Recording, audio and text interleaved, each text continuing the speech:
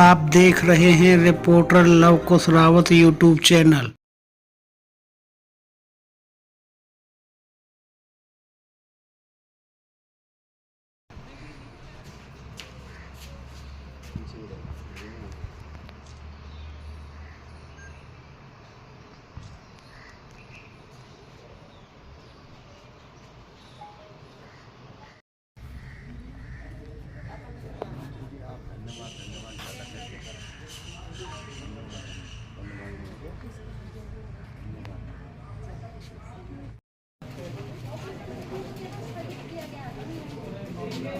इधर आगे बुलाओ, पत्रकार आगे बुलाओ।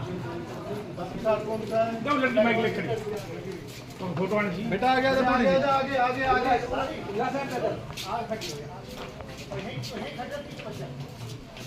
और आगे करो और आगे करो और आगे करो। आ जाएगी, आ जाएगी, आ जा। चलो फोटो आ जाएगी, माइक वाली खड़ी।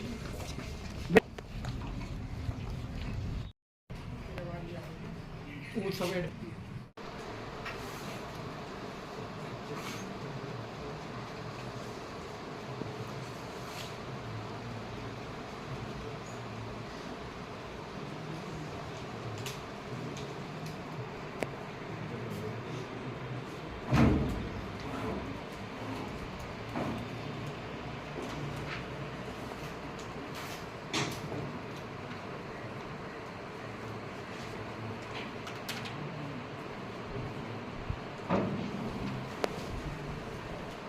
बस भैया शुरू करो।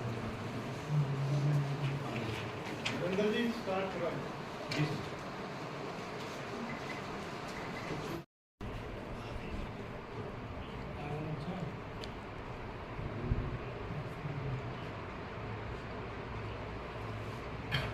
Sit down, please.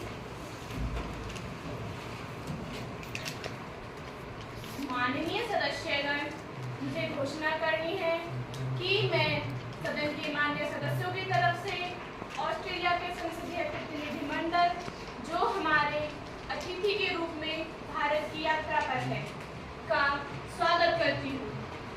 Miss Myra, member of parliament. Miss Chaney, member of parliament. यह प्रतिनिधिमंडल गत सोमवार को भारत पहुंचा। मैं इनकी सुखद व मंगलमय यात्रा की कामना करती हूँ। I hope this session will be fruitful.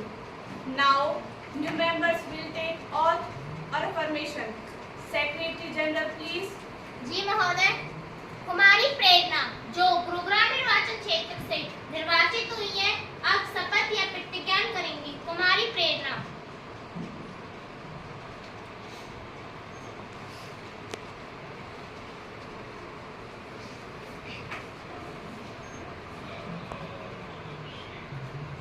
महोदय, आप शपथ लेंगी या प्रतिज्ञान करेंगी? मैं शपथ ग्रहण करूंगी। आप किस भाषा में शपथ ग्रहण करेंगी? हिंदी भाषा में श्रीमान।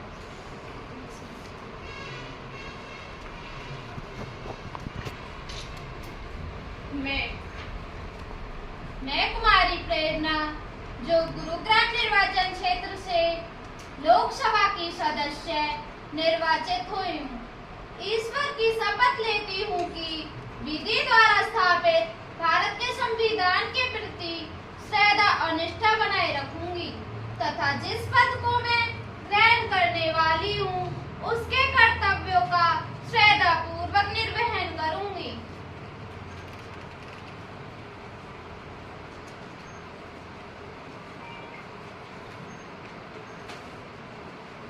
Congratulations.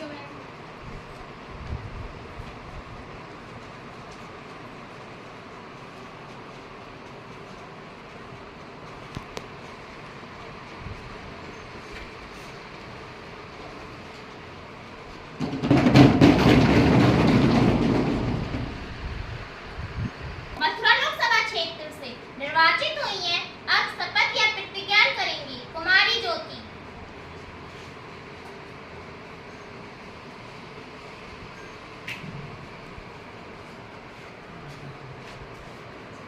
महोदय, आप शपथ लेंगी या प्रतिज्ञान करेंगी? मैं शपथ ग्रहण करूंगी। आप किस भाषा में शपथ ग्रहण करेंगी? संस्कृत भाषा में श्रीमान।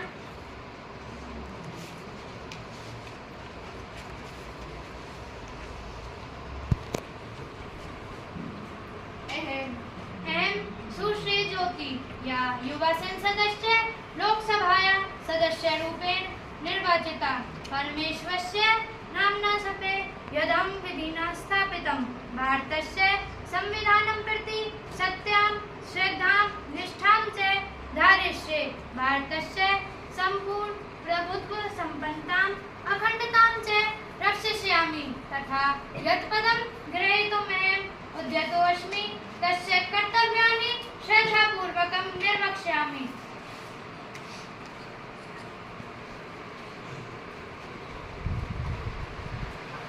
Congratulations.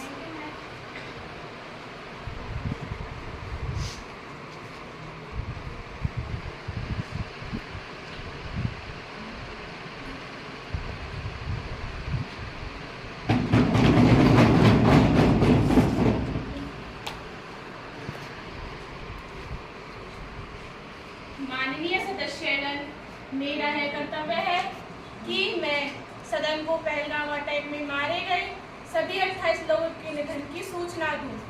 ये सभी लोग 22 अप्रैल को भारत के जम्मू कश्मीर में पहलगाम के पास बैसन घाटी पर हुए आतंकी हमले में मारे गए तथा आतंकियों द्वारा इन सभी की निर्ममता से हत्या कर दी गई। अध्यक्ष महोदय, मैं पहलगाम अटैक में मारे गए लोगों की मृत्यु पर सभा ने जो शोक व्यक्त किया है वो अपनी श्रद्धांजलि अर्पित करती हूँ। मैं ईश्वर से प्रार्थना करती हूँ कि सभी के परिवारजनों को इस असीम दुख सहने की शक्ति प्रदान करें। सरकार पूरी तरह से शोक संतप्त परिवारों को संवेदनाएं प्रकट करती है। अध्यक्ष महोदय, मैं आप और सदन के नेता द्वारा अर्पित की गई श्रद्धांजलि में स्वयं को भी संयोजित करती हूँ। सारा देश इस समय सदमे में है और मृतकों की आत्मा की शांति के लिए प्रार्थना कर रहा है। इसलिए मैं संवेदनाएं भेजने में स्वयं को और अपने दल को संयोजित करना चाहूँगी। धन्यवाद महोदय। सदस्यगण, अपना शोक प्रकट करने व दिवंगत आत्माओं की शांति के लिए कुछ क्षणों के लिए मौन खड़े होंगे।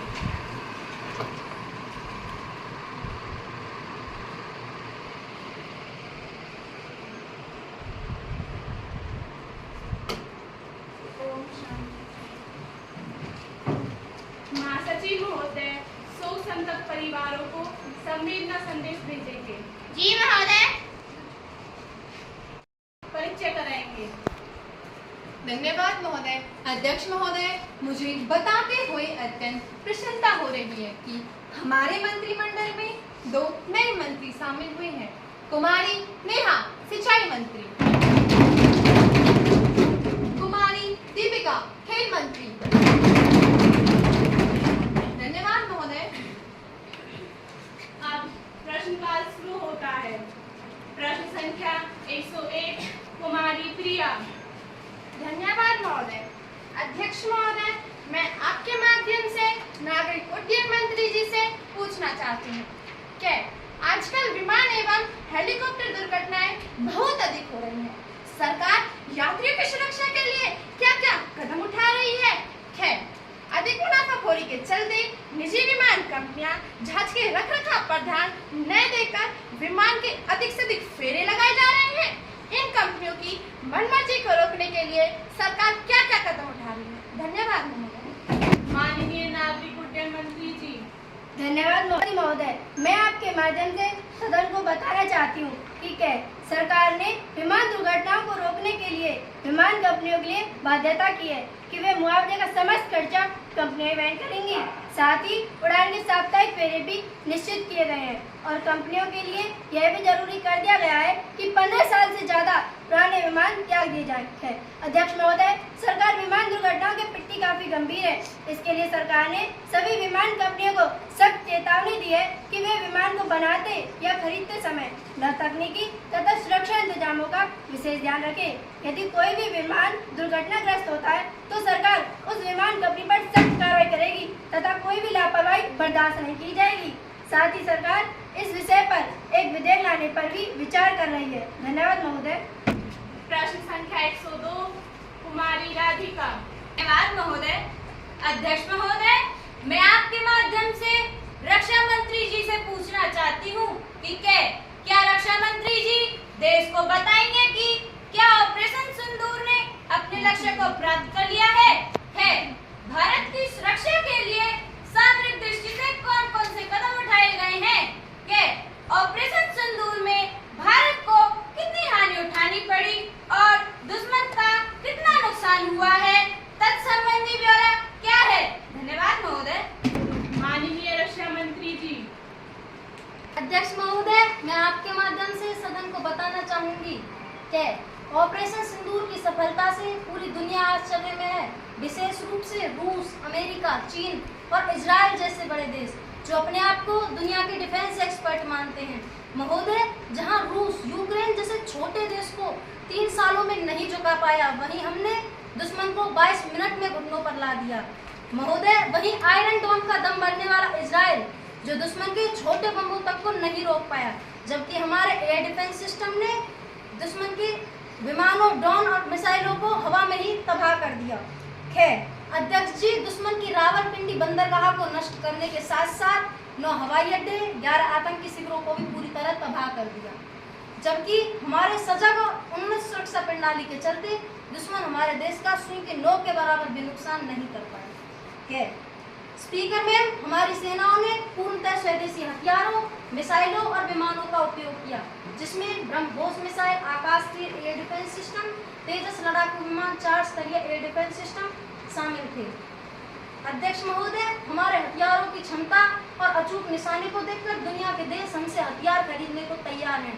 अध्यक्ष महोदय, मैं देश की जनता को आश्वस्त कराना चाहती हूँ कि आज देश सुरक्षित हाथों में। धन्यवाद महोदय।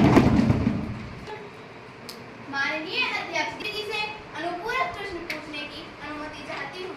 अनुमति है। धन्यवाद महोदय। सभापति महोदय, मैं इस मामले में प्रधानमंत्री जी से पूछना चाहती हूँ कि क्या सरकार ने ऑपरेशन सिंदूर किसी दूसरे देश के दबाव में आकर बंद किया था? धन्यवाद महोदय। प्रधानमंत्री जी। धन्यवाद महोदय। अध्यक्ष महोदय, मैं आपके माध्यम से सदन को बताना चाहूंगी, यह सरासर झूठ और तथ्यों से परे है।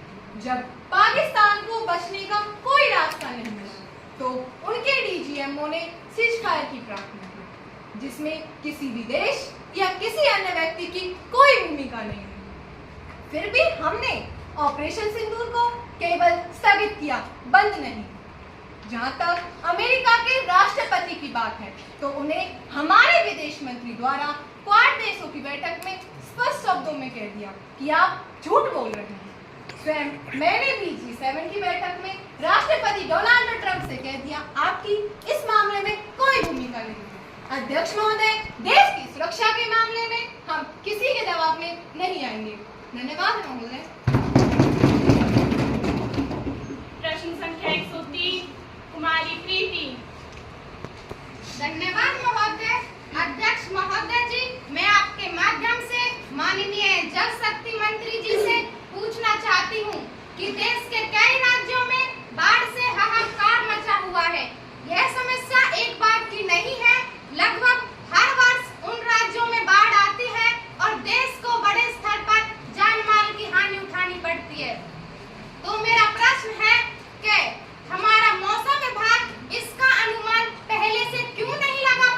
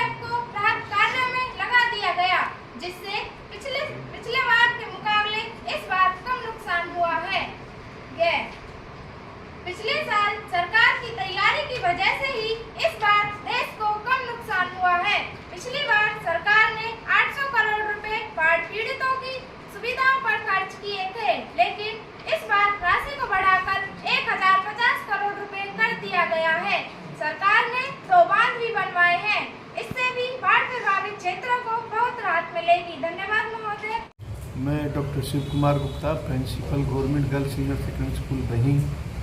आपको ये बताना चाहता हूँ कि आज जो ये युवा संसद का प्रोग्राम हमारे विद्यालय में हुआ है, ये बहुत अच्छा प्रोग्राम था। इससे बच्चों में जागरूकता आती है कि सदन में किस तरह से चलता है, किस तरह से मंत्री पक्ष विपक्ष अपने प्रस्ताव, अपने क्वेश्चन रखते हैं। इन चीज़ों की जागरूकता लाने के लिए ये प्रोग्राम रखा था। किस तरह से मंत्री आपस में अपने किसी प्रस्ताव को पास करते हैं, और इन बच्चों में इतना मोटिवेशन करने की मैं आवश्यकता समझ रहा हूँ कि इन बच्चों को बहुत ज़्यादा मोटिवेट करने का मेरा विचार है, मकसद है।